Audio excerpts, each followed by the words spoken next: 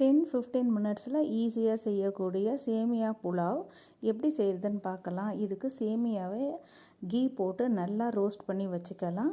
அதுக்குள்ளே அந்த soya chunks தண்ணியில் கொதிக்க வச்சுக்கலாம். பச்சை பட்டாணியும் ரெடியாக வேக வச்சு வச்சுக்கலாம்.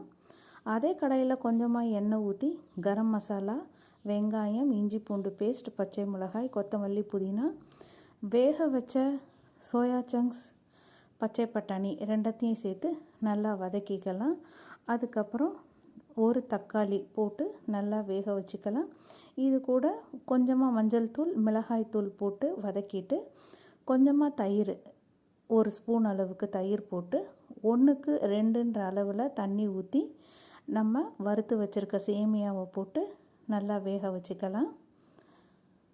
வேணும்னா 2 ட்ராப் லெமன் ஜூஸ் போட்டுக்கலாம். நல்லா பிரியாணி உதிரியாக இருக்கும். இதை நம்ம சூடாக சர்வ் பண்ணி சாப்பிடலாம். இது லஞ்ச் பாக்ஸ் ரெசிபியாகவும் யூஸ் பண்ணிக்கலாம். வீட்டில் பிரேக்ஃபாஸ்ட் இல்லை டின்னருக்கும் யூஸ் பண்ணிக்கலாம். தேங்க்யூ ஃபார் வாட்சிங்.